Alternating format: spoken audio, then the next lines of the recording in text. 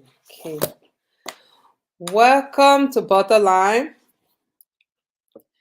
It's the first edition of the Women Forum. My co-host today will be Dolly Nelson.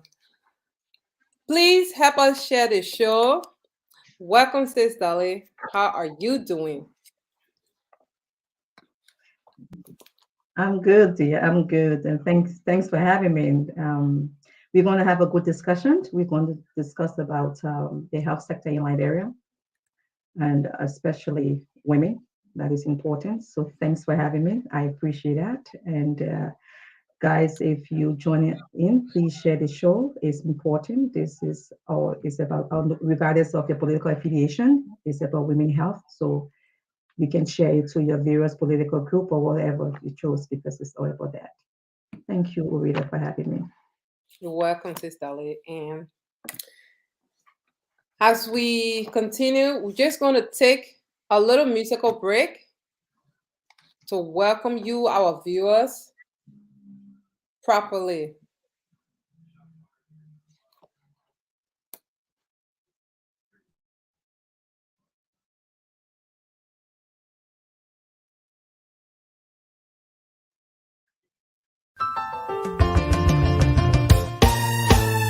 My people, where you at? Where you at? Wake up from your slumber, stop sleeping. Wave your hands, wave your hands, wave your hands, wave your. Come on, come on, come on. I know you're sleeping now. You gotta wake up some more, yeah? Okay, let's go. The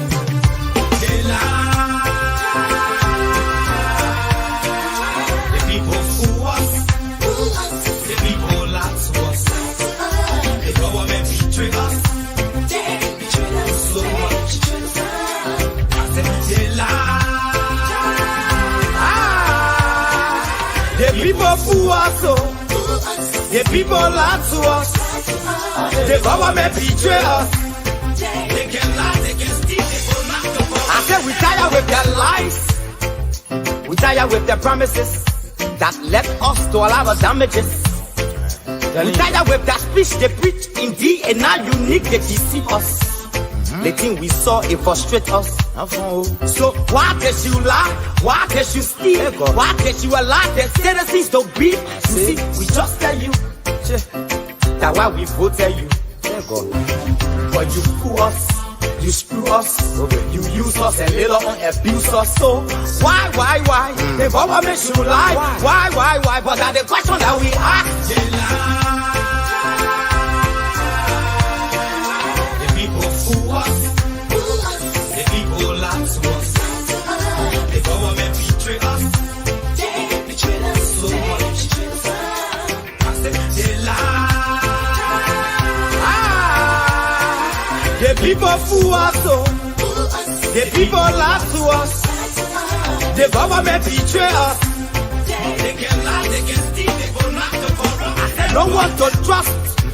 My people don't want to hope on. Nobody. My hope that I have been broken. I'm telling you, brother. So where are the schools? Where are the roads? Where are the jobs that they said they could afford? But they're too selfish. The people tired with their rhetoric. People tired, they tired. You see the reason why we ask why the government betray. They have enough of time, but yeah, then instead they delay. People suffer.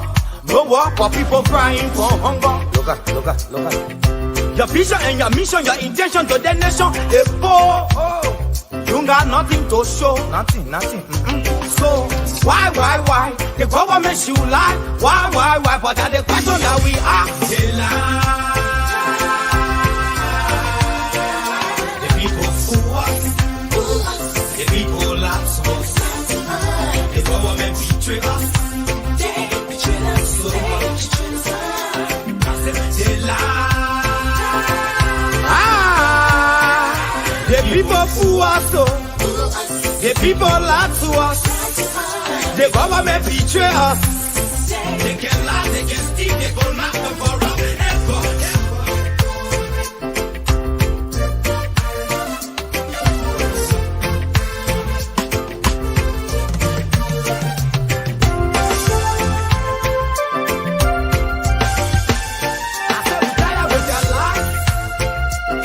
With their promises that led us to a lot of damages.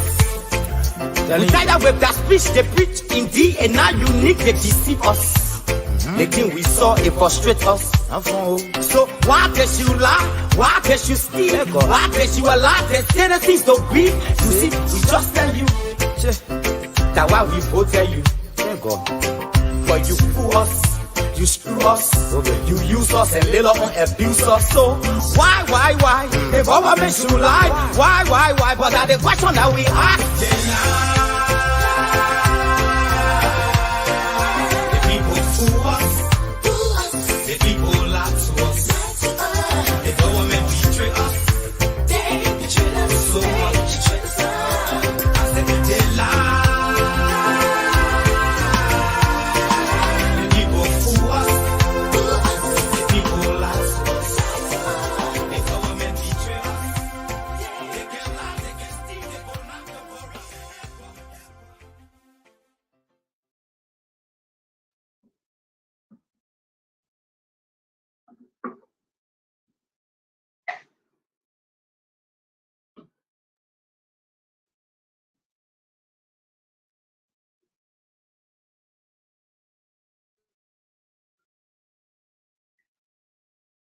You are mute.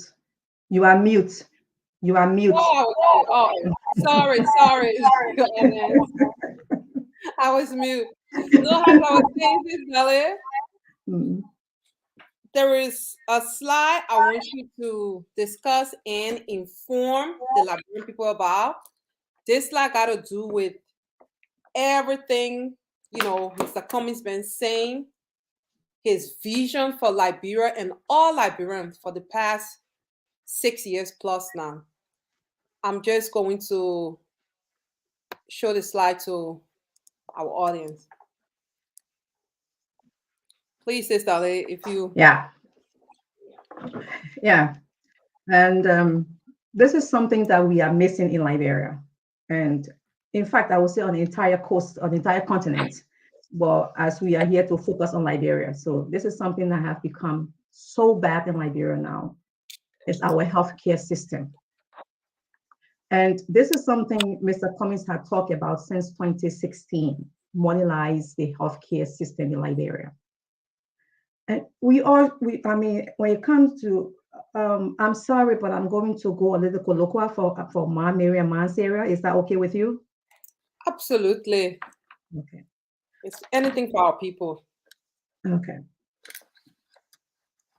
The thing what we got in Liberia, that make it, we get dying like that's so in Liberia, that the healthcare system, the healthcare, that the hospital, the clinic, the doctor there, the nurses there, the people then who can help us when we go deliver, when we go born baby, the midwife then, we call them midwife then.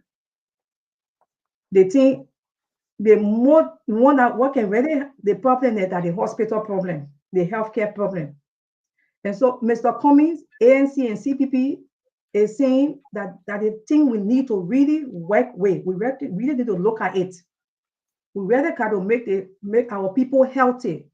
And we got to make it in a way that everybody can have it. So you get money, you get money. You from where?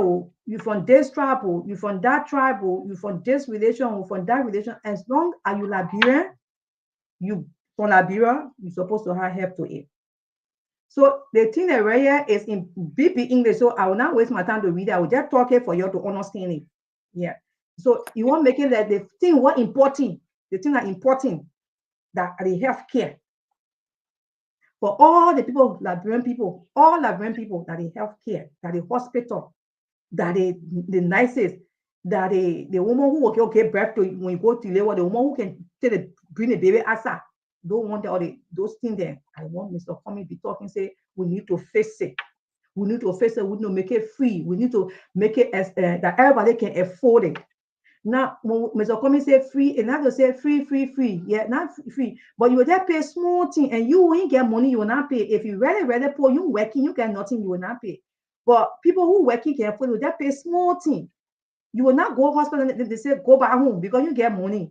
Or you sick, they say go back home because you get money. Or you pay the money here, will not look at you. Mr. Cummings said that will not happen.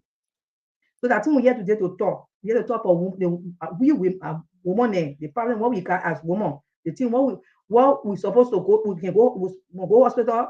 If must, we must go hospital at that time. When we get pregnant with our children in, we gotta go see doctor, we gotta go see the nurse, we gotta go see the midwife, so that the thing will come to here today. So for me, Orita will taught the English, me, I will taught the colloquial, so you can understand. Yeah, we will like you said, sister, we will mix it. And once Okay. it's So let me said, go. So let me go back to everybody read. I feel okay, ladies and gentlemen. Sorry, I had to just go local for our people back in Liberia because this is mostly for our mom Mary, and we have a problem in Liberia that most our people are not literary, and so at the end of the day, we have certain kind of English that is spoken in Liberia that most people understand because of the literacy rate. So that's what we're talking about. But we're here tonight to talk about mostly about modernizing the healthcare in Liberia. And mostly we're going to focus on the maternal, how you call it, mortality in Liberia. We're going to focus on that. But Mr. Cummings has been seen from 2016, we have to modernize our healthcare system. We have to make it accessible. We have to make it a priority for all citizens. No matter where you come from, the tribe you're born into, the religion you're into, wherever place you come from, as long as you're Liberian, you have to have access to quality healthcare, not just any healthcare, but quality healthcare. And so those this thing have been his song, and this is one of his five strong pillars that he's running on and working on, and that we all have to work on. And this is what he's running on. And we that support Mr. Cummings, these are things we all think we're running on and believe it should happen. So we are going to discuss it tonight. And so you can call in, you can give any your opinion, or you can write, you can, I mean, just we're all here for this discuss it, so we all come and share ideas and see the best way we can go about it. But that's what we're here for tonight. So welcome, and please just feel free to say what's on your mind. As Sister Liz said, the fact that the healthcare in Liberia, and this thing is not based on political party, because the healthcare in Liberia is not up to standard. And to see what we're going to talk about today, when me and Sister started doing the research, I mean, we were shocked. We were really, really shocked. We were shocked to the extent that we realized that, oh, Sister Liz told me, she said, oh, Rita, I know when it comes to the issue we are talking about, it's a global issue. It affects women. But to the extent it affects Liberian women, it's beyond my imagination. And then we dug in to know that a man meets his wife, marry, and then God bless them. She got pregnant, but knowing that, oh, my wife going to the hospital, and that man with all the joy and everything, and he the next day or the next hour, he just going to find out that, oh, you don't have a wife or nor a child. Today we'll talk about how our Liberian women, when they go to the hospital to give birth, a lot of them, they don't go home with their baby, or some of them leave in the hospital. They are going to the morgue, and some of their babies are going home with our mothers. And this next slide, we want to inform the Liberian people why Mr. Cummings keep talking about how important it is for our country, for us to fix the healthcare system. And the healthcare system is not only about women. The healthcare system consists of every Liberian, because when I cut my foot, I'll go to the hospital. Sis Dolly, she in a car accident, she should go to the hospital and get good help. So the next slide, Sis Dolly will, inform us again. So now you, our viewing audience, and all Liberians can know how important this topic is.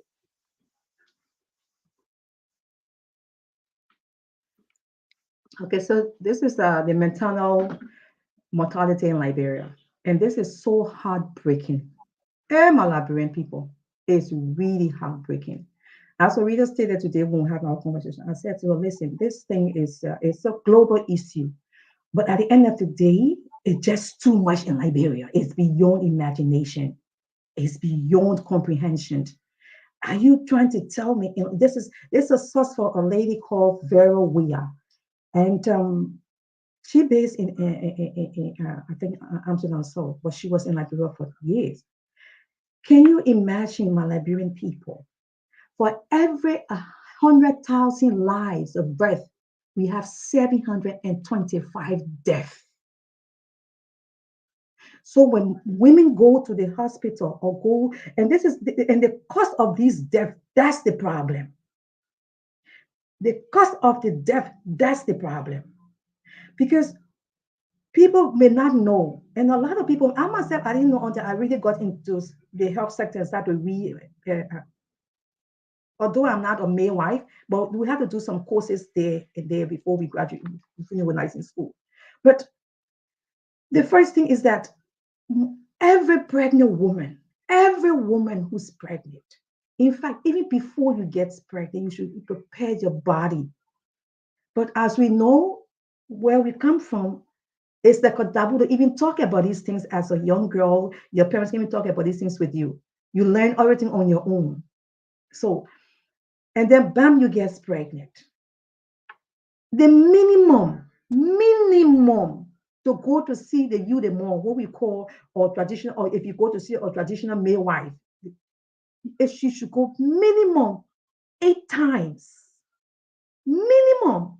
But by right, you should go between 12 to 24, 12 to 18 times before you give birth, because you go between week 8 to week 12, that's 4 times. Between week 12 to week 24, so you have to all go, because in that time, your body is changing and there's a human growing in you. So all these things is not happening.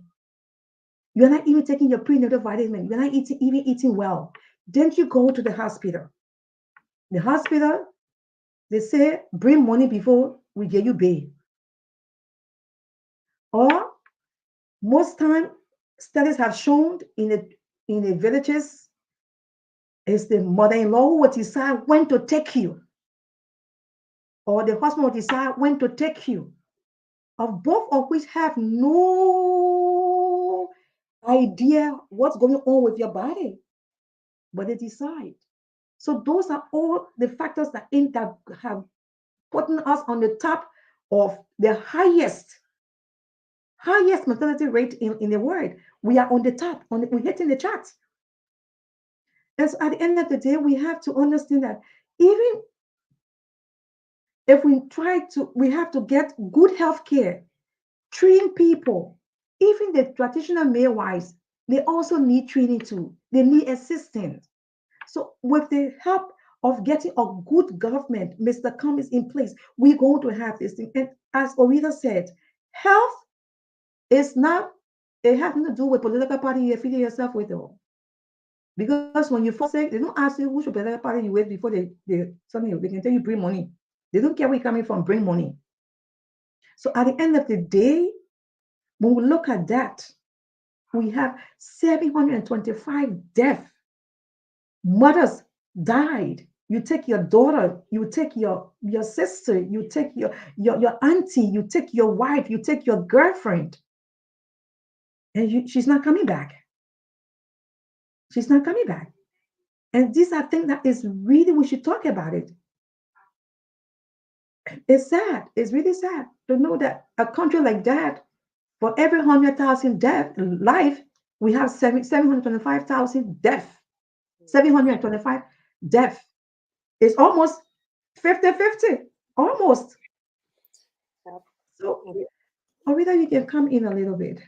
No, but everything you're saying, that's the thing that is I'm sitting here, I'm almost like in tears because I remember my son, he was born 2018, I mean, 2008. I remember I was overdue. That little boy, he didn't want to come out, but my midwife told me after this week, go straight, Hospital. to the hospital. Yeah. Nobody should tell you to, to go home. And I was there. My son, the water, everything. He came out. My son was practically, he was dead. I mean, he was blue. He was dead. And my mother was with me in the room. And for a mother, looking at me, I'm asking, I said, Gladys, what happened? What happened? I said, Gladys, because, I said, Gladys, I ain't baby. Because I remember when my daughter, my mom was in the room with me, when she came out, she cried. I said, what happened to the baby? She said, oh, she came over my head. And as a child, your mother, it was something, but she really kept her cool. And seeing my mom there, the only thing that woman told me, she looked me, she said, Nyanati, because that's my, my crew. And she said, Nyanati, take it easy. And I started screaming. I said, but what did baby, what did she say? Nyanati, take it easy. And within less than a minute, the midwife, everybody, the doctor, they rushed my son into another room with all these, we call it slang, all these wire, Yes, yes. everything. I mean, my son was in the in this converse, I don't, for like 4 days. But Intensive care, I guess. yeah, my mom keep telling me, in crew, Yanati, take it easy. Everything will be okay. It was after 4 days when my son woke up. I was like, whew. And knowing that, on this side, my son survived. And I Yes. know for a fact that I'm not saying children don't, women don't lose their life or children don't lose their life. But even for me, I was sick, and other women who, when they're sick, they lose their life. But my mom told me, that woman told me, say, you lucky we here, that in La Bureau, you and that child. That's how come she explained everything to me. And when we're doing it, when we're, digging, doing the research, I don't hear this much in Liberia when you go to Liberia. So I mean, it never crossed my mind that this was, a huge thing in Liberia where our mothers, sisters, and daughters, when they are happy to bring life, forth life, I mean, bring life into the world, they too lose their life. And when I check with Mr. Cummings, one of the 5 pillars, modernizing the healthcare, because I remember I went to JFK, when was it? I went to Liberia, not this time, but yeah, 2018 with my son. Like we're being tourists, I took him around and then we just went there. I mean, stepping in the hospital, my son asked me, he said, Mama, is this a hospital or a abandoned hospital? I said, hey, he spoke sweetly. I said, no, it's a hospital, but due to the war. And the children, they do research on their country. He said, but Mama, the war was 24 years ago. I said, but you know what? A country that, experienced war, it takes time. He said, but Mama, in Sweden, he said, man can do a fix that. He said, but people can still develop. But with this maternal mortality thing, it's still like, I still can get it in my head that women are dying this 2023 when you go to give birth in Liberia. Orita, I must say, I knew the health sector was terrible. That I knew. I knew 100% it was terrible. Especially when I started going the last 2 years, I knew it was terrible. And besides, it's been terrible. Besides me going the last 2 years, but you talk to people, they say things to you. And I always say when you change career and go into another career, and then you begin to read and read, and then you then wonder why people have this mindset. But then it's the mindset of the society they find themselves into. Just the thought of it that a woman will get pregnant and will not go to see a midwife or a doctor until it's time for her to give birth. That alone is scary because the whole process of birth is a 50-50 chance. It's a life and death. The whole process is life and death. And so that in Liberia that people still believe that I don't have to go to the hospital until I'm in pain. And then you get that no one has any record on you. Now, if you look at which we're going to get to, I'm not going to go there, we get it later on. But if you look at the cause of these death, these are preventable death. Mhm. Most of these death could be prevented. Most of it, most of it, most of this maternal death could be prevented if only they had the right treatment, they had the right midwife, they had the right tools, the right system, the right things to do for them to understand. And this is where you and I come in. And This is even where every facilitate. Liberian, this is where every Liberian, regardless of your tribe, regardless of your political affiliation, regardless of where you, whatever you want, regardless of that, is where we all come in. We who have come, we have learned, we who can read and do research. You don't have to be in the medical field to know these things, but if you just research and read, you can help somebody back home and explain to them that I understand that the culture demands that your mother-in-law she had to say, okay, it's time for you to go. And that alone baffles me beyond imagination. That I am a pregnant woman, you're telling me my husband mother should tell me when to go to the doctor. If not, I can't go. I have no saying in myself, in my body, in my life. I have no saying because tradition demands that. So this is where we all come in. This is where we all should try to get our people understand. This is where we all should try and see where we have all of these traditional midwives, how best we can empower them until a real government come in place to structuralize things. So this, because for now, there's even those midwives, I sure did, and some they need training. There's some need things that they need to know that these things too. Because midwife, yeah, you and I know, to be a midwife, yeah, you and I know it's not a small thing. You have to know the entire body system. Yeah. And you need, I mean, like the resources, equipment, the right equipment, and many midwives, because I don't want people misunderstanding what Sister Lee and myself are talking about, because they do have qualified midwives in Liberia, but they don't have the right equipment. They don't have the right resources. And with resources, is the thing about when we're talking about the budget.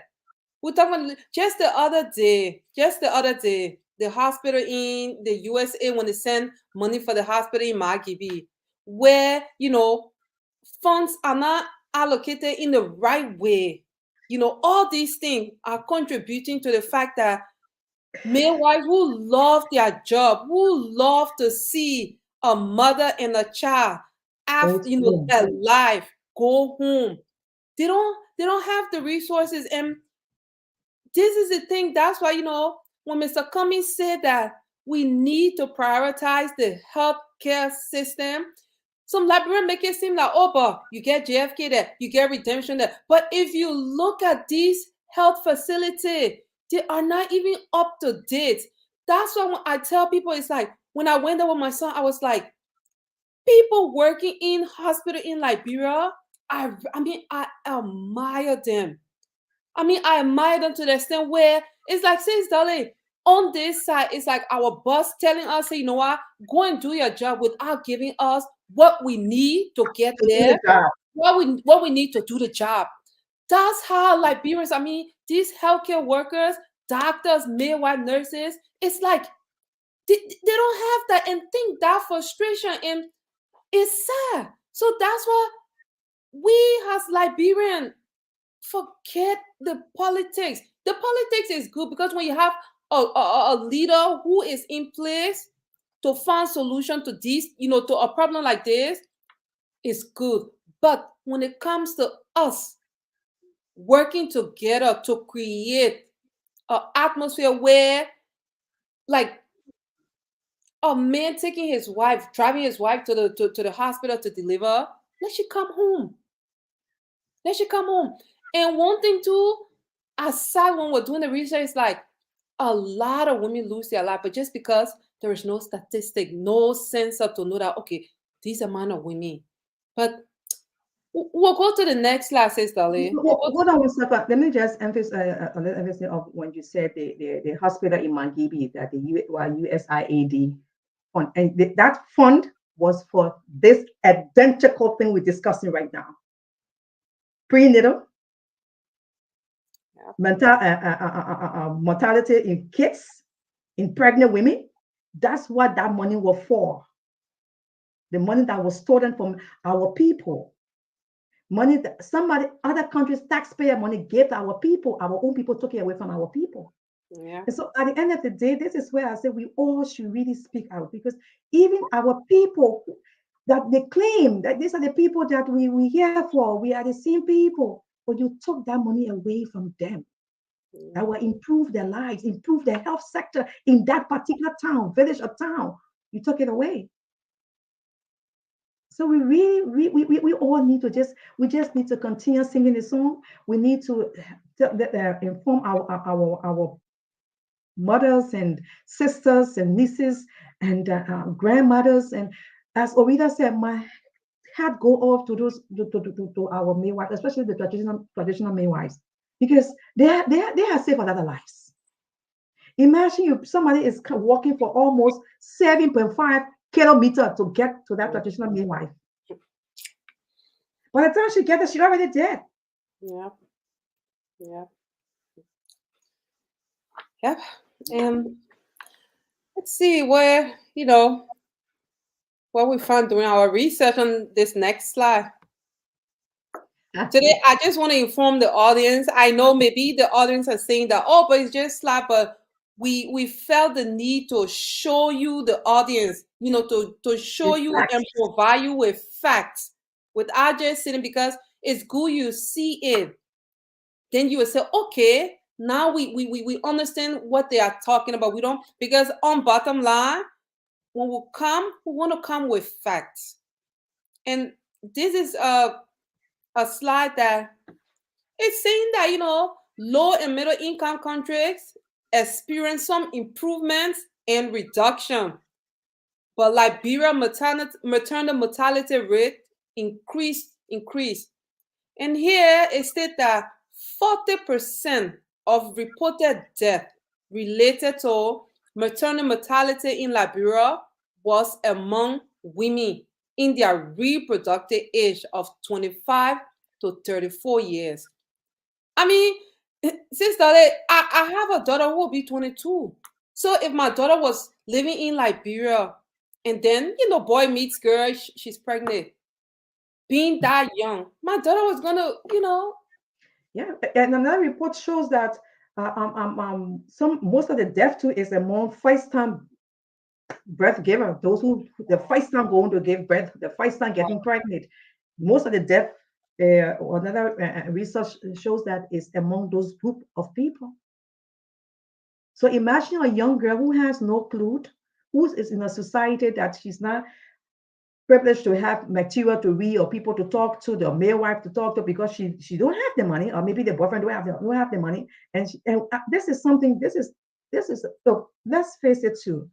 Even and this is a fact about we Liberians. We don't like to go to hospital. Yeah, that. So, this is a fact. We only go when it's like it's time to even give your last breath. Then we won't hospital. But I think I gotta do it sometimes. I think sometimes people are scared. And so imagine with that, we already have that mentality in us already, right? Then we have a very bad health system, okay? And so you feel, well, I'm healthy, I'm young, I don't have to go there, I'm fine. But you don't know what's going on in the body. And a young girl in a country like that, with one of the worst health system in the world, only God know what will happen. And so that's why we have so many deaths. Most time, you hear, oh, the woman want to give birth, oh, the girl want to give birth, oh, she died in childbirth. The world can use child, oh, she died in childbirth, she died in childbirth. And as we said in the beginning, now guys, don't get me wrong. This thing is a global issue, but it's worse in on our continent, and Liberia is beyond worse. So that's why we're focusing on Liberia because this is And something we should talk about. yeah, and sister, I just want to fill in there because in Liberia, considering the population, even if this thing was in, we say Sierra Leone, Nigeria, Ghana, but we are not even 10 million.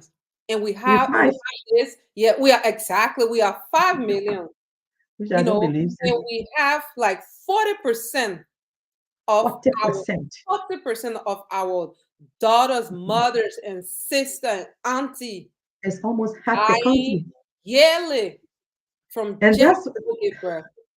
It's almost half the country is dying yearly. Yeah, that's the thing because It's like this study say it is a global, issue, but for like I said, Liberia being such a nation with where the populace are not even over 10 million, and this you're is going too happening. far. We have please stay between our 3.5 to 5 million. Stop saying 10 million, please. So you can confuse the people. We No, know we need because 10 million.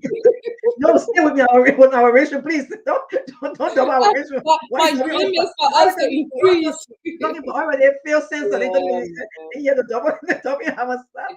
But something I want to say, Orita, Exactly. then imagine.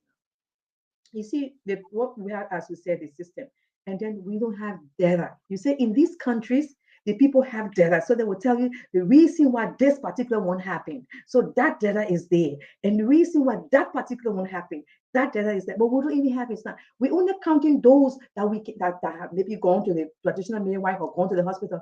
What for those who did not go to the midwife, who did not go to the hospital? So if we have to just say use a round figure, it's 50-50. Yep.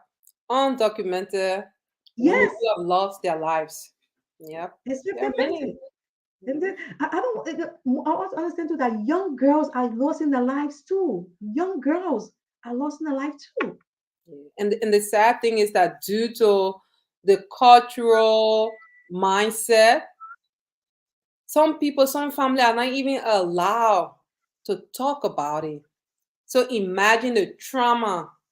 A Trauma is so child, you know, waiting for mama and his or her little sister or brother can't see mama, can't see, this the- maternal mortality, people look, this thing is something that we should really look deep into.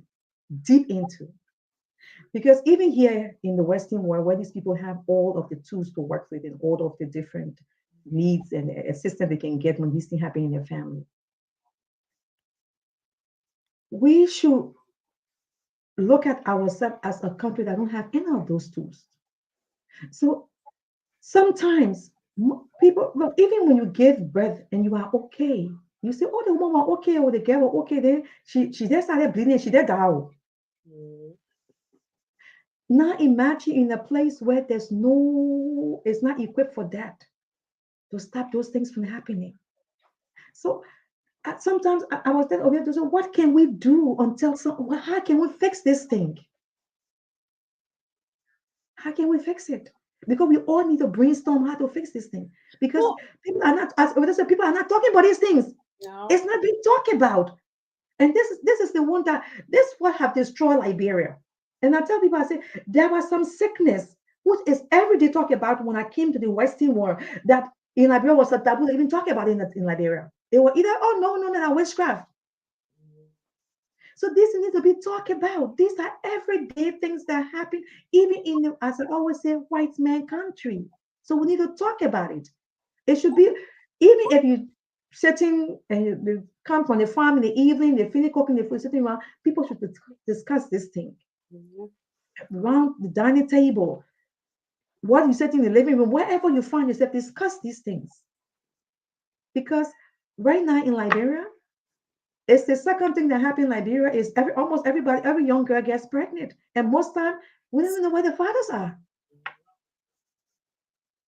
And, and maybe she already have one or two children already, or she have a child already, depending on her. And then she goes to give the second birth, and then she doesn't return.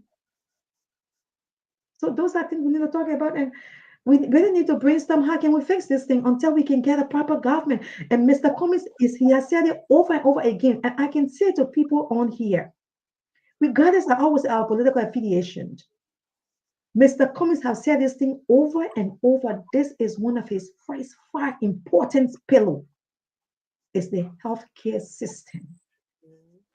Our mothers, our daughters, our sisters, our aunties are dying too much from just something that can be preventable. Now, don't get me wrong, people will die, Mhm. but it will be so low. People are dying in the way people country. People are dying from maternal mortality. People are dying from it. But it's so low because if it do happen, they already have that data and what caused that time, they're going to fix it before it happens to the next person. They fix it before it happens to the next person. So I'm not saying that it's not going to happen. But people die everywhere around the world. I'm not saying they're not dying, but the percentage of people that are dying in Liberia, it will be lower because we have a better health system. We have a better health care. People will know that I can go. Most of the people don't want to go because like I don't have money to go there. Sometimes they really want to go. They feel that I need to see a doctor. I need to go to talk to the midwife, but they don't have the money. Yeah. And the government hospitals are not government hospitals. The government hospitals are more than private hospitals. You know, how can you go to a government hospital and they say pay 200 before we see you? Yeah, Somebody $250. before we see you, somebody is in pain. Somebody, is in pain. Somebody is. I mean, and you say pay 200 before we see you, and this should be a government hospital. So the point we're trying to make here is let the government hospitals provide for its people. Let the government equip the hospitals. Let them help our nurses, help our midwives, help our doctors to do their job well. And I always say, I take off my cap to the Liberian medical team, doctors or midwife or Yep. nurses. I take my cap to you people because there's Yeah. no way to work in such environment. I can't. The environment you people work in, sometimes the people say like, oh, they're just too cold, the wicked. But sometimes it's like the system has even killed everything inside you people. And you're just trying to live. Well, even we here, we sometimes we go for counseling. So imagine a place where the system is practically killing you and nobody even listen or hear you to hear you out as a nice, as a midwife, as a doctor. So that's why we all should speak out. We all should say we want more for the hospitals. We want more for the clinics. We want our doctors, our nurses, our midwife. We want them respected. We want them paid well. We want them to have rest. We want them to be stress free. To tend to the patients. To tend to anyone who walks through the door. Yep. To have a kind world to give them when they walk through the door. Yeah.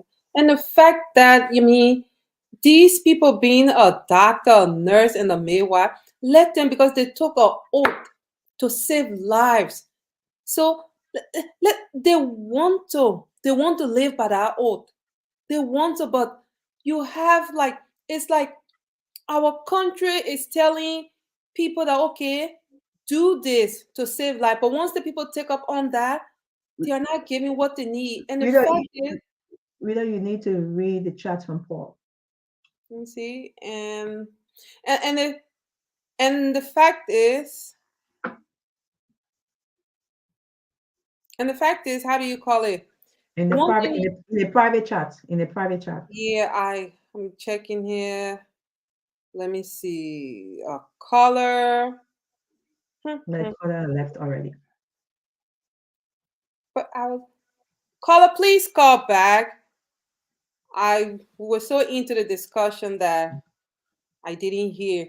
Please call back, caller. And like I was saying, that we have to know and understand this that in Liberia, health is wealth. Because if a woman is healthy, that woman alone, she is like a human resources Not even Liberia, the whole that world. will, Health is work. bring exactly all over the world. Word. Let me just cut you in the reader. This is the reason why when I tell people the only reason why these people are so developed here is because they invested in health and education. Two things these people they invested in. Two things. And I always give example of the country I find myself in Norway. 19 no 1731 or 1732. No, Norway made education free, made healthcare free. That was 17th century, 1721, 1721, they made it free. So it's the only thing that health, as a reader say, is wealth. So when you're healthy, trust me, you can do anything. So until we can understand that in Liberia, the only way we can go forward is to have a healthy nation, and that will work on our healthcare system. Yeah. Let me see. Caller, please call again. I'm trying to figure this out. This is the first time. I'm in charge of the studio. So bear with me, viewers. But moving forward, let's see. The caller is on speaker. Hello? Hello, do you hear me? Hi, Lympha. Yes, we can hear you. Yeah, hi. Okay, hi to you, girls. You doing your ladies. You doing your very best, and I think the topic on the discussion affects everyone worldwide, but specifically we're talking about Liberia. So it's a very good topic, and I hope the viewers are all following. And I just want to, as you guys discuss this topic, I just want to retrospect a little bit. I'm in tears as you guys talk because I'm a direct victim. I lost my 24 years daughter to childbirth. That was in 2009, but she should have been progressing to her 40s now, and it was very sad. And every time I hear about this thing, it gets to me. The fact that the healthcare system is so bad to the point that the government is not making effort, and not only this government, but past governments have not been making effort. It's bad, and it's something that should claim the attention of everybody, government officials, ordinary people, because, like you said, it's not political, and this kind of thing do not know this kind of event, do not know political parties. Okay, they affect everybody, so it's everybody's business. And like I said, I'm a direct victim of it, where I lost my daughter, and also a month after I lost the baby as well. So that was a double blow for me. And every time I hear about this topic, it gets to me, and I will feel that our authorities will make effort to correct the situation. And since Mr. Cummings is one politician that is coming out, putting emphasis on these things, I think Liberian people should listen to what this man is saying. This is something that has been affecting us. My own mom is also a traditional midwife, and I know some of these things you're talking. I know how it's been. And I grew up on the capital bypass, very nearly, but the old maternity center, which used to be the health ministry. I don't know what it's used for now, that building. And sometimes you guys also struck a very important point. Sometimes the staff, while we're talking about improving the system, we also need to improve the staff, because I remember as a child growing up on the bypass, we used to hear the midwives shouting at those ladies, "Oh, shut up, man!" Saying some words to them, And like here, the difference in the women country is that when the woman is in pain, okay, they will do everything possible to cool you down, to make you forget that pain, and only pay attention to what you're supposed to do, follow their instructions, So for the midwives to be shouting at the women, abusing them, telling them all kinds of things, that can also add to trauma. Even if they deliver successfully, she will always remember that the next time when she gets pregnant, when she's going back to the hospital, she knows that she's going to meet people who will be shouting at her. So, it's not only about improving the system, but they should improve the staff, the personnel, because it's very, very important. Okay? Like Orita, you were counting the OT about your son. So to conclude, I just want to appeal to Liberian people that this is the first time that a presidential candidate is throwing light on this thing. And see, sickness, tonight you guys are discussing infant mortality, but there are simple things like malaria can kill people, mosquito bite can kill people in Liberia. Imagine a child, the mother is pregnant and the mosquito continue to eat the mother, the child is born. Those of them that are born around in the traditional midwife head. Okay, what happens? The very minute that child is born, the next few minutes, mosquitoes start eating that child. Okay, and then these are things that kill people, and those are preventable sicknesses. That the world is not experiencing anymore. But Liberia will still go through this kind of thing. So we hope Liberian people will put on that thinking cap and listen to all the candidates in this race, the platform that they are presenting. Listen, don't look, because if you're not healthy, trust me, you cannot live in peace. The only peaceful human being on earth is a healthy man, because you are healthy. If you're hungry, you can hustle, you can find somewhere, bread somewhere, eat it. But if you're sick, the brain cow meat near you, you don't have the appetite to eat. So healthy child or healthy people are the most happy people that you can find anywhere. So we hope the Liberian people will pay attention and they should take clues from all of what the politicians will say and listen. Because your future lies in your own head. Nobody can, besides God, nobody can control your future. Nobody can control your life. The decisions you make will affect you in the future. Thank you so much for the show, and I appreciate the time. Thank you.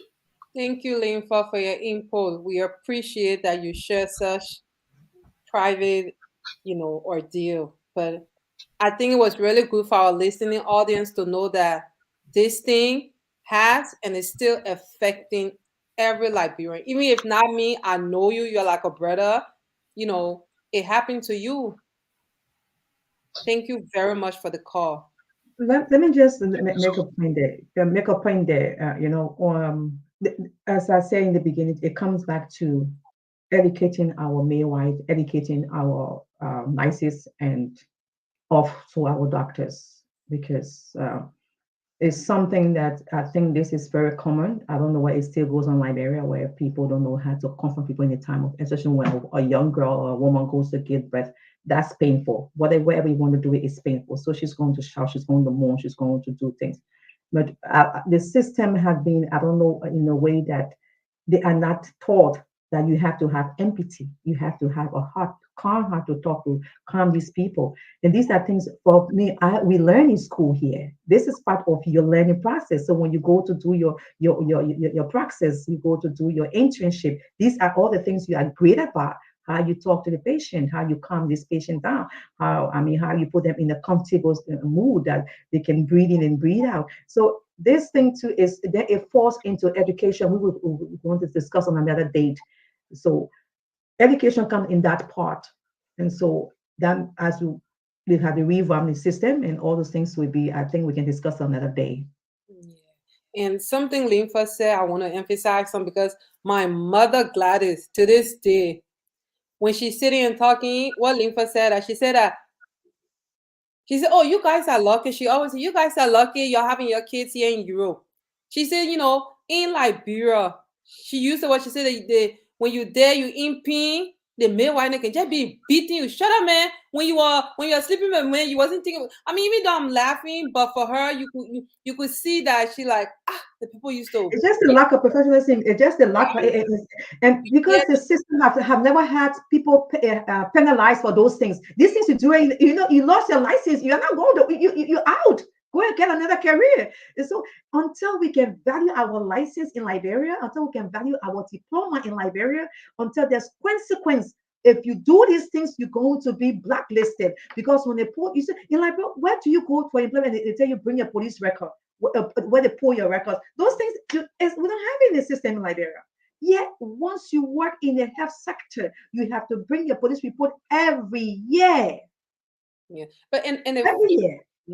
and the fact too that sex dollars, it got to do with the fact that we need to show like you know empathy and sympathy because I cannot imagine because I mean I give birth to two children. I mean they PM in and somebody is there. You are abusing me. I will choke you and kill you because I mean I don't mean that literally. Yeah, but I know you're talking about. No, Yeah, but seriously, that's the problem we because have in that's Liberia, where Olivia. and When I talk, luckily I had my mom with me. She was there in the room. I mean, when the liver pin, I would squeeze my mom. She said, "Oh, you have to leave my hand, man." Ah, but she was there. I mean, she was with me the whole time they pin because I said no, I want my when mother you in that see, room. Olivia, there's I don't something I want would say. nobody. I want my There's mother something in that room. there's something I would say. This is a mistake that is being done in this so-called tradition thing we have in Africa, and Liberia is on the top of it. When the man's walk into a room and see his wife gives birth, he's going to value that woman more. Because I remember an uncle of mine seeing this. He said, I saw my wife give birth to my 4 kids. There's under no circumstance I'm going to do anything that will hurt her feeling or disrespect her. That's fair. He said, I stood there and I saw those things. He said, I almost passed out. And for 4 times she did that. So on what grounds I'm going to disrespect this woman? On what grounds? So when men start to, that thing where, because yeah, your fiance, your husband, your spouse is in the room with you as you give birth. So when the Liberian men and the culture in Africa, take the, oh, man, it's not supposed to go in the room, the woman can't pray. Since when? Those things make them understand the value, the importance of a woman, of what she goes through to give that he will make sure that not she get pregnant. Oh, you got to go to see the more. You got to go. We say you the more. Yeah. You got to go to see the midwife. You got to go to see the doctor. He will remind her about, and he will go with her. So there's a lot of things that we need to do. After all, we're 175 years, we'll be 76 in the next 4 months. So this, I think, it shouldn't be like a taboo anymore. I showed during 100 years ago, 125, 75 years ago, I showed these people to have their own taboo in this part of the world we find ourselves in, but they realize, no, things have changed, things have evolved. So we have to change. We got to move with technology. You understand? Move as the world evolves. So I just hope that we will put more emphasis on it. I hope that we will talk about this more. We need to talk about, we should talk about more. We should talk about it. It should be on radio stations. It should be on social media. It should be everywhere. It should be talking about in every language, in every tribe. I always say language, but it's not a tribe, it's a language. In every language in Liberia, it should be talked about. Yeah, and this is something because, like you stated earlier, it is a global issue, but we as Liberians, depending on our population rate, this is something we must. I mean, we must discuss it. And when it comes to the healthcare sector, is this thing and a lot more, like Lympha said, even you said that in Liberia 2022, you got people dying or people suffering from malaria, typhoid, stuff that is just preventable with just one pill. So all these things. And something I I talked to a lady who she's actually a elder lady. She's a midwife, and you said it, since that, because I remember when you said, I'm like, oh, that Mama Sa said her name is Mama Sa. She live in Baguetan. She's She's a very midwife ever since 1985. That woman said that she said that a lot of women, she said we could have saved and we can save a lot of women's lives. But the fact is that she said, my daughter, their country already have. And like you said, a lot of the women, they wait till like the pain is so excruciating before they go. She said sometimes it's late. But when a woman comes, then hospital is telling her that she got to pay $250. How can you demand that from people who live on a $1? dollar, a dollar a week. Exactly, $1 a day or $1 a week. How is that possible? And that's all for me. I'm sitting here, I'm talking about this, I'm so emotional, but I'm gonna be objective. That's why today, I said no, we have to, because Mr. Comey, these 5 pillars, because he's a man, he understands that when a nation is healthy, development becomes the norm. Because we cannot have, our mothers, daughters, and sisters happy to bring life, but they don't even come home. All the children don't even come home. Like our brother Lympha just, share with us. A father lost his daughter and his grandchild. For what? So the health sector, we as Liberians, like you said, Cesar, and everyone of keeps saying, put politics aside. Exactly. Put it Put aside. politics aside. All Liberians, even if it's the Manjua, Manfanta, Put it aside. Mankeman, living in the most rural part of Liberia, her daughter, or a daughter-in-law deserve to come home alive with a child. Our healthcare system needs to get better. It needs to get better. And then Orida, what baffles me is like Liberia is just a small country. Look at Norway. Look how huge this country is. You get from one point to the next point, then you go into another country somewhere 6 or 10 But yet instead, the length and breadth of this country is connectable. Look, if you can't get up a car, they will have the ambulance helicopter that will take you there. We have the ambulance boat that will take you there.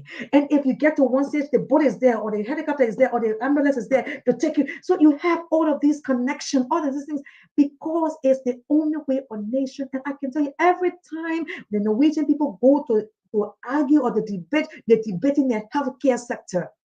Every time they demand more, they want more. Every time.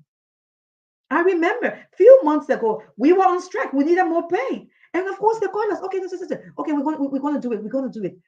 Because it's like there's a lot of stress. Look, it's a lot of stress in the hospitals. It's a lot of stress on nurses. It's a lot of stress on midwives. It's a lot of stress on doctors. It's a lot of stress. And you got to leave all the stress at the door when you enter the hospital, because your patients will come in with their own stress. So then imagine in a country where people are underpaid and under-equipped. So they have two stress, they have two frustrations to fight with. They're underpaid, they're all frustrated, under-equipped, they're frustrated. And so for that reason, they don't even care for the patient.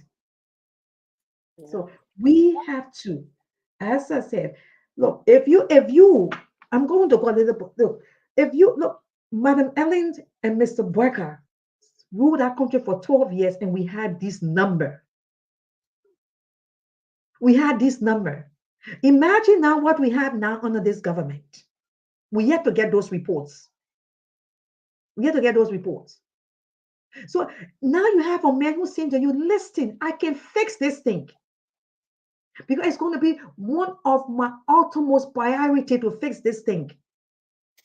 That healthcare, it have to be fixed. We must, and we have to fix it. So we should all put together and put our hands under this man and push him for this, because for him to fix this. And because look, our mothers are dying, our daughters are dying, our nieces are dying, our children are dying. So we have to fix it. We have to fix it, and we must fix it. We must fix it. We have to. Yep. And I'm just so like, I mean, we have the last slide, and I'm just this is mind blowing, people. Yeah, people, this is when I saw it today, I was like, I stood there for the almost 30 seconds, like, what? Yeah. And then I went back again and saw it, and I'm like, how is this possible? Yep. And no one is talking about these things. What is the health ministry? Where is the health ministry? No one's talking about these things. Where is the health ministry? Everything is just swept under the table, and I mean, it's sad. I mean, this is going to shock you all. Yeah, I mean, it's going to shock you all. Have to say, and we have one of our Liberian sisters. She's called Courage.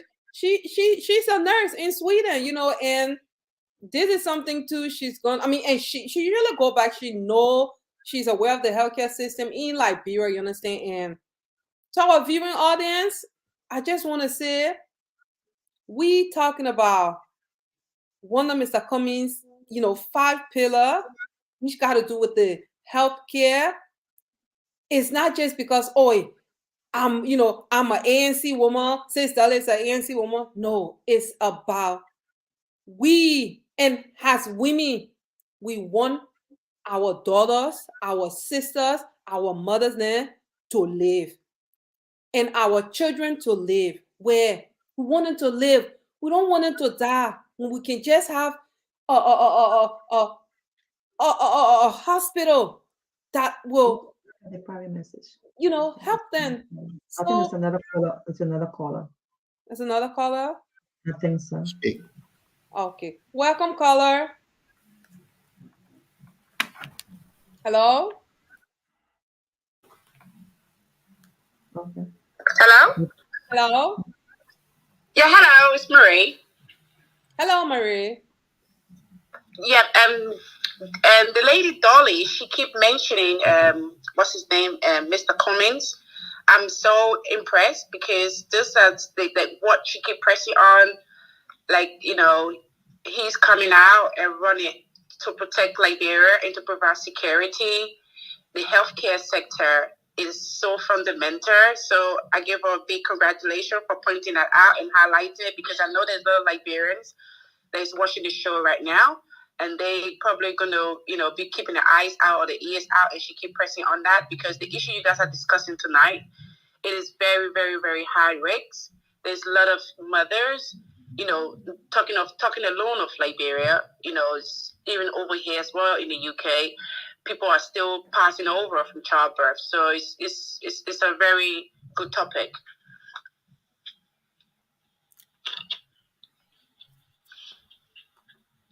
You are mute. You are mute. You are mute. Thank you, Marie. Thank you for your input. And callers, you are welcome to call with experience or share light on this very, very important discussion and topic.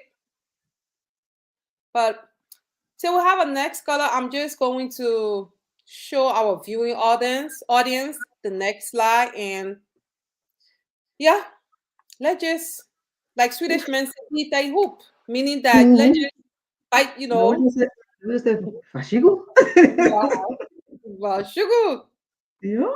Yeah, they says that I will let you do the hard, because I can't. Yeah. So people, and if you maybe you guys who just joined in late, I mentioned this, that sometimes most of the deaths occur from bleeding, which is called hemorrhage. 86% of death is due to that in Liberia. And when you are not trained enough for this, I insect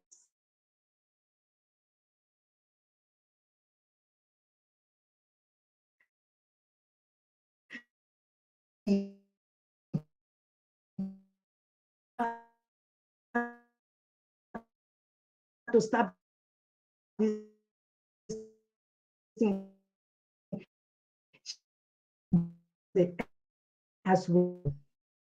People, if they are at the body and they don't have the right tools, is useless the same way. The education is of no use to them because they don't have the right tools to stop it. 29% of women die within 24 hours after delivery. 29%. In a country of population, or they say 5 million, but me, I keep on seeing maybe 4.5 million people. Now, this is the one. This is the one that really, that I stood today for almost 30 seconds. Like, how is it possible? We said it. 74% of these deaths occur out of health facilities because the people are in their homes or to a place that is not registered under the government. So imagine that. And this was of 2018. Of 2018. Imagine what's happening now. 19, 20, 21, 22. Imagine. Because every year, the health sector in Liberia deteriorates. Every year. People are in a place, we have a nation that we lack medical health data. We don't have it at all. Even the hospitals don't even have it. And I will tell you, I gave you one. I was in Liberia 2 years ago, and my brother fell ill. In fact, he was not ill, he overdrank. So we went to the hospital. It was in the night. We got there. And I'm the kind of person, when I get to Liberia, if I have to go to hospital, I just sit there and look at them for them to do the work. So I sat there and we're sitting there and all we have to take his BP off. That's just normal. Check his BP, take his vital signs. That's normal. And then I'm asking them, so what's the result of it? Oh, it's normal. I'm like, yeah, normal.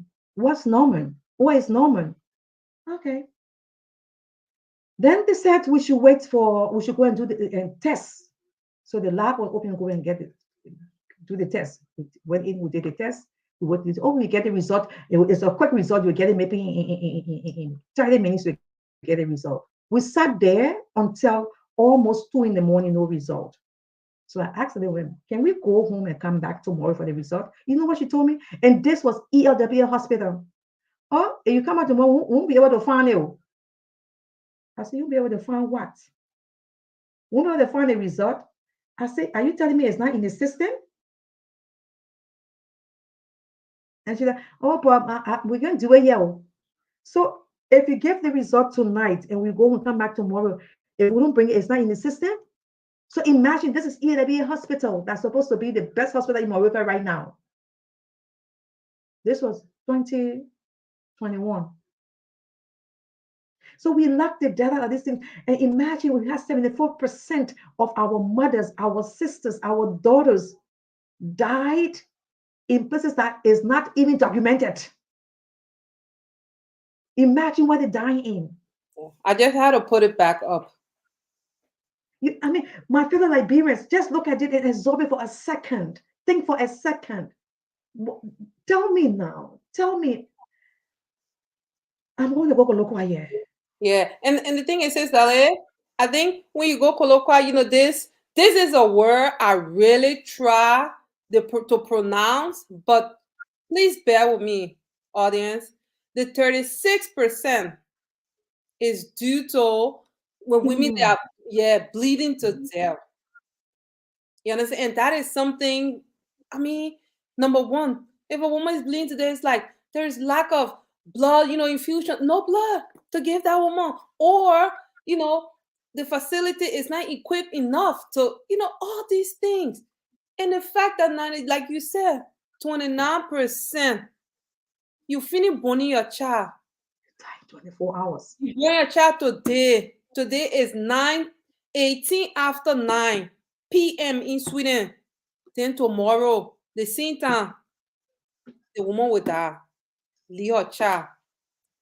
And sometimes the children die as well. yes, I mean it's like a double blow to both family. Mother and child die. It's a double blow to family.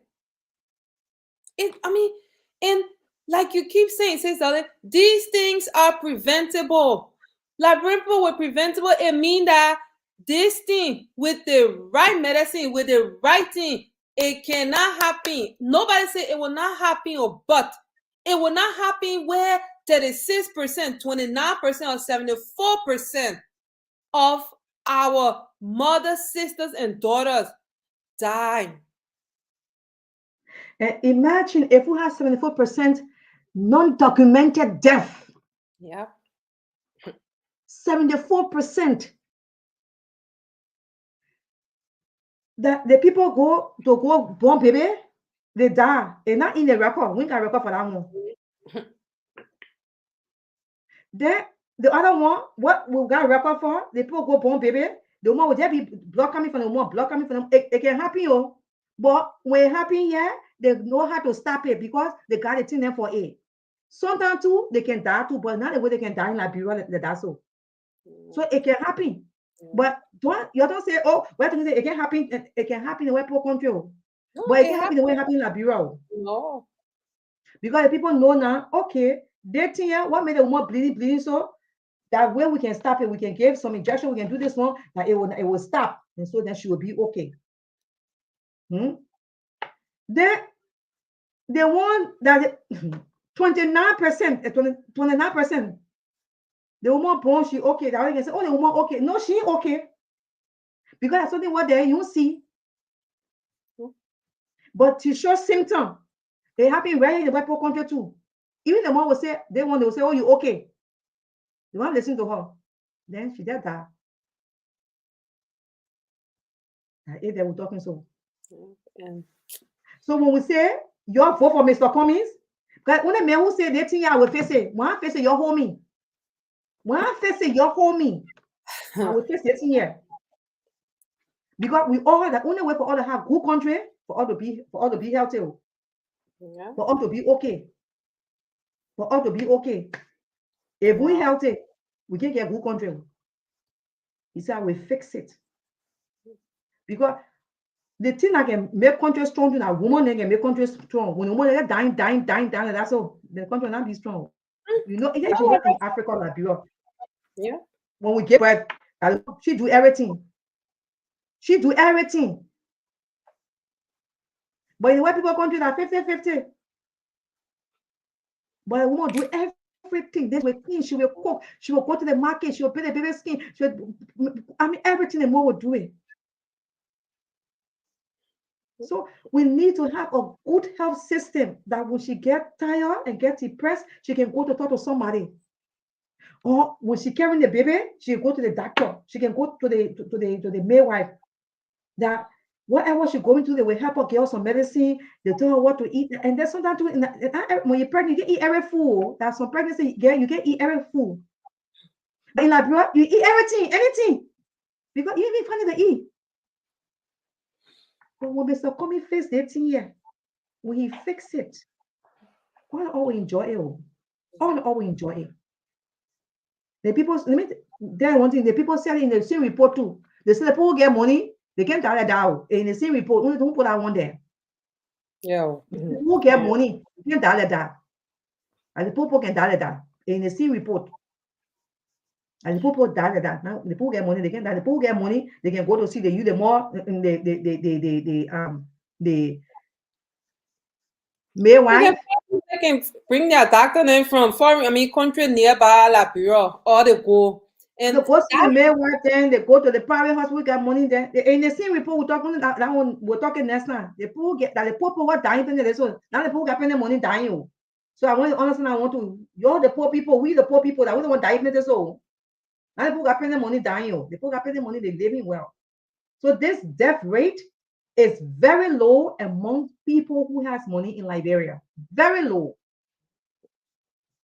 Very, very low. So the whole death percentage is among poor people, the people for the villages who have to walk 7.5 kilometers to get to see one midwife. Because there's no clinic there. No clinic, no hospital, no ambulance, nothing is there. They have to walk. So the thing we're talking is for the poor people. The woman that were in the villages. Yeah.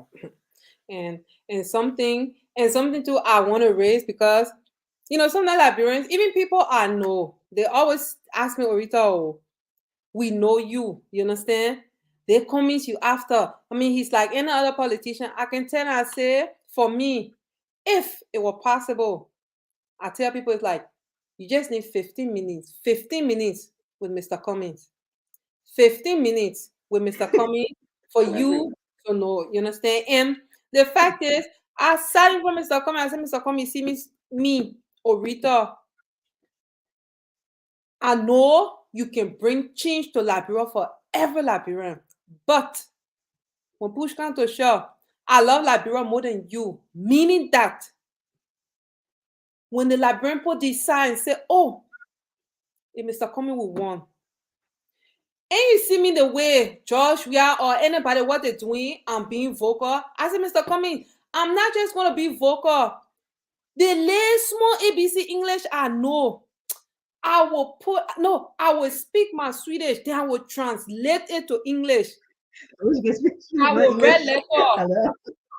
I will read a letter. I will send a letter to every government office in Sweden that play I will start. I said, don't forget, I live in the Western world. I would just sit, in front of behind the computer here, be writing. Meaning that, not because, like the way we see other people, not because I know you can deliver all Liberian. Like you're saying, no matter tribe, age, religion, gender, height. Because some of us, let we the short people here, like us here, that how God made us. We can't do nothing about it. But at least we deserve to sit at any table when we finish working our paycheck to say, oh, today I won't eat this. I go sit down there. So when we when we talking to Liberian, I'm not gonna lie. People say job. I said a lot of ANC people I talk to, nobody we not want job. Because for me, I will not lie. What did Liberia can do for me? All jokes aside, Liberia cannot do nothing for me. I'm happy where I'm at, but I will keep fighting to see my country and people live a life every one of them deserve. And Mr. Cummings can give that to us.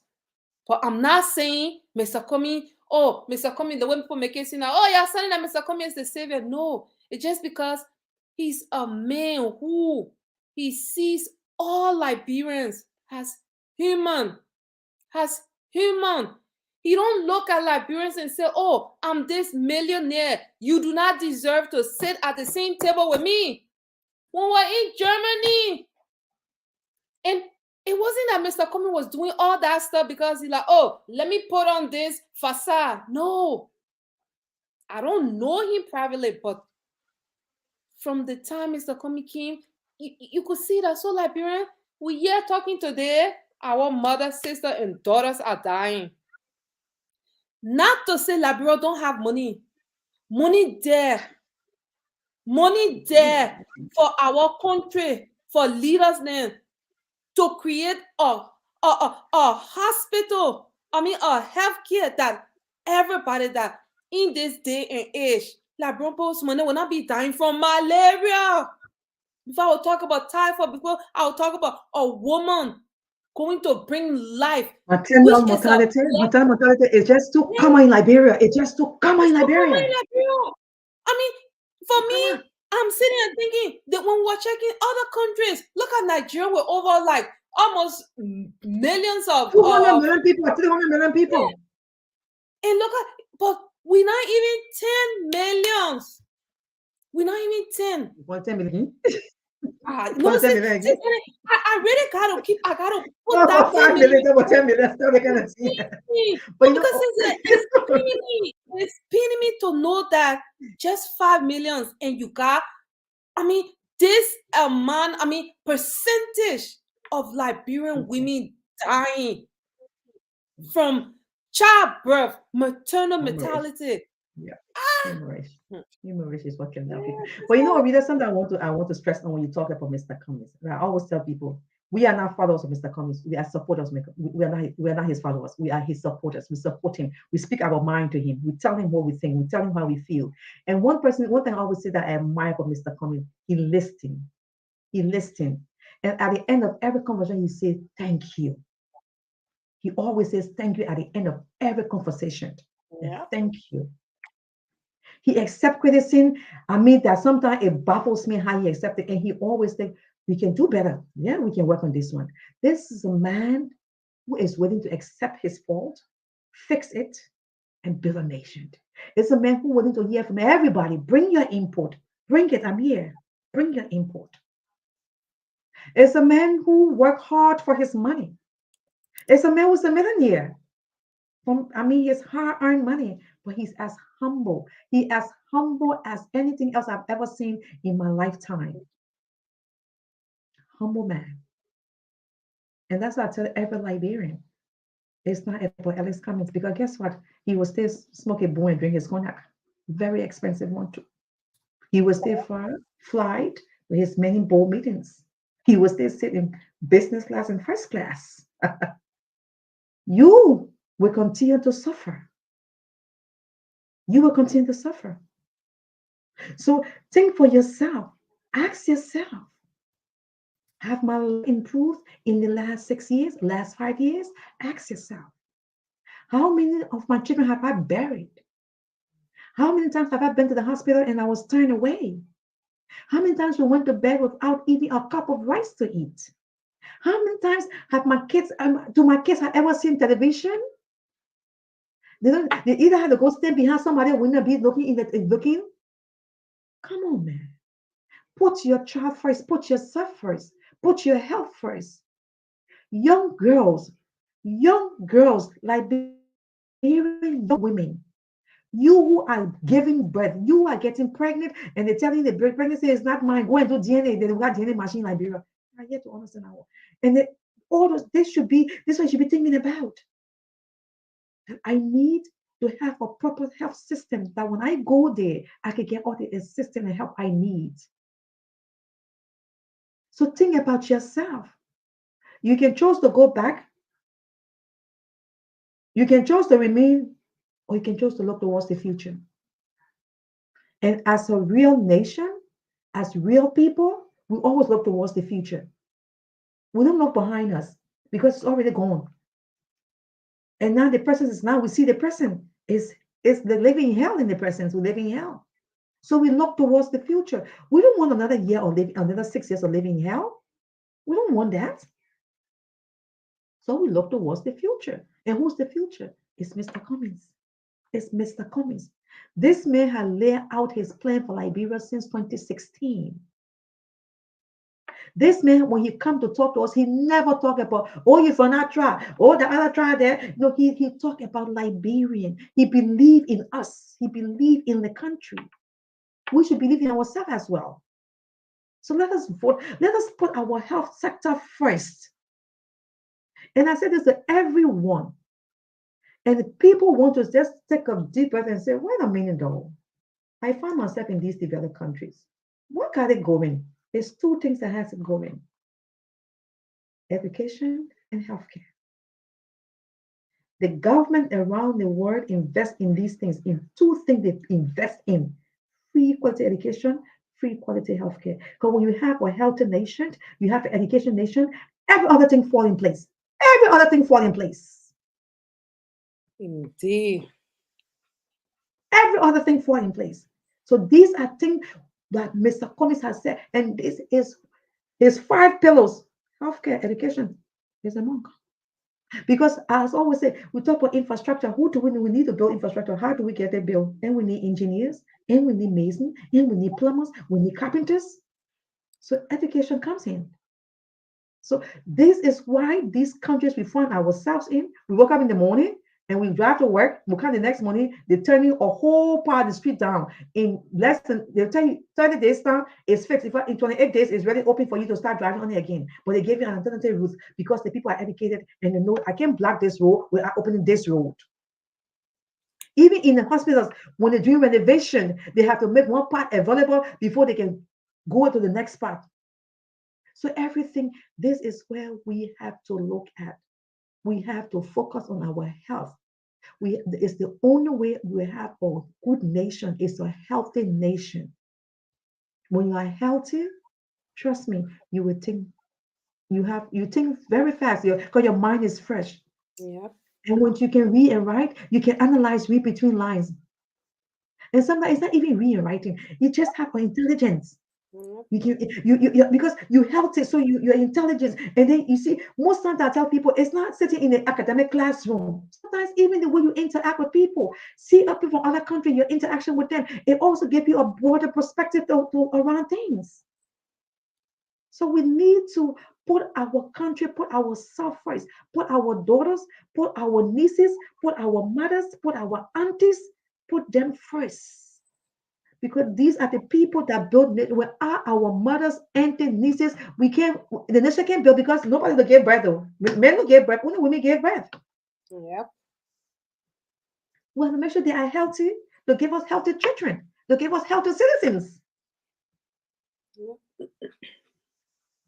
So, Orita, I turn it over to you, darling. Yeah. No, I just want to tell our audience, we want to say thank you to all of you for taking your time and listening. And I think this particular discussion topic, it made everybody feel like, oh, and now you guys know what me and sis Dolly, before coming on, when we're doing the research, it was like, oh, I was asking questions. I'm like, am I reading all? I mean, I know how to read English. She said, no, the thing you reading, the people saying. You see, that's all. Yeah. And we're not going to stop. This is something we will keep talking and talking and talking till our country and people are given what they deserve. And what they deserve is a good health care for everybody. For everybody. So for me, I just want to thank the audience. I want to thank everybody. And next time, all Liberian women are welcome on the Women Forum. And in this forum, we will always discuss issue that is connected to our society, where the politics will just be put to the side for the time being, because we have our regular bottom line show where we discuss, heated political, issue and topic. But at the same time, I'm not saying that whatever that is going to be discussed here will not have, won't be connected to politics, because when we have a functioning political apparatus in Liberia, we will not be sitting here. But being that we don't have, a functioning political atmosphere in Liberia, so we will be discussing these things, and everyone will also go back and say, why this thing not working? Oh, it got to do with the fact that the health ministry, the gender ministry, the finance ministry, because we go up, we come down.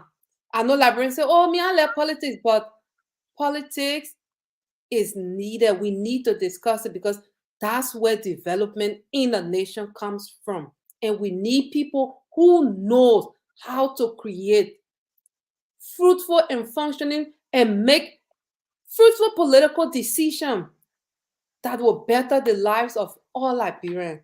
So this will be my closing. And Sis Dolly, I will, pass the I baton. did my closing already, so that my closing for you did here, so we can just call it a night. And I just say thanks to the audience, and please share the video. If you just share the video, if you're in a group, share the video in the group, because these messages need to get across to our people. They need to understand the situation in Liberia. They need to understand this is about women's health. And so please share the video. And thanks for watching. Thanks for please join next week. Orita will be here, and then she'll be interesting to talk about. So thank you. And actually, just a last message to the audience. Today, we were supposed to have a guest. She is a Swedish midwife, but she have emergency at work, so she is scheduled for next time. And we will talk about this. This is somebody who she working in Sweden. She's a midwife. She even conduct and home deliver, and she been in Sierra Leone. And give us just 5 seconds. Yeah. 5 seconds, technician, please, 5 seconds. I know. I see all the private message. Please put it back off. Just 5 seconds. I'm begging you. Yeah. Okay. Listen, Mr. Cummins is coming to Sweden. He will be here from the 14th to the 16th of April. It will be your chance to interact with him, to ask him questions, especially regarding the health sector or whatever.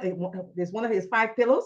So please make yourself available. Come to Sweden, Stockholm, talk with Mr. Cummins and get to know ANC Global Europe and Europe chapter. Interact with us, interact with Mr. Cummins, ask your questions. And it's going to be a ball. It's going to be a meet and greet. It's going to be some activity. We're hoping to have other things added, but we're still trying to get that okay. But the ball is there. The meet and greet is there where you can ask. And the town hall meeting is there as well. There will be a town hall meeting as well. So you have the chance to interact with him and ask him questions as much as you want. So please make yourself available. Please book the date. Please take a train or take a boat or drive down to Stockholm. Thank you. Yep. There you have it, people. With that, we will say bye-bye. Hey, door. Sis Dolly? Very Goodbye, everybody. Yeah. It was really nice.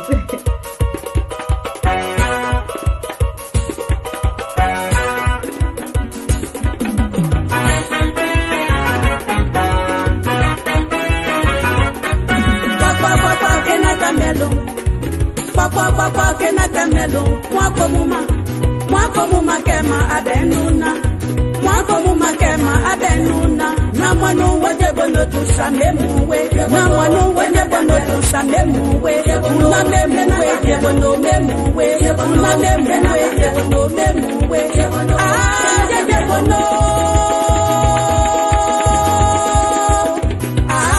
je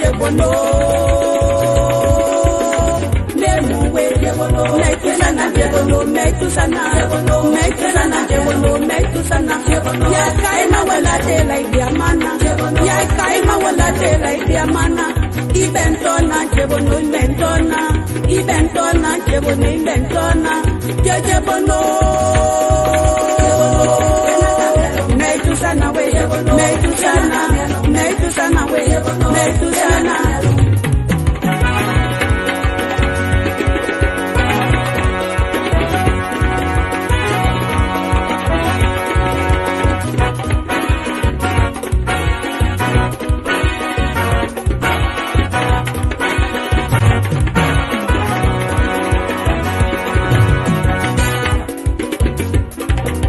Namwanu wajebono powe dunya.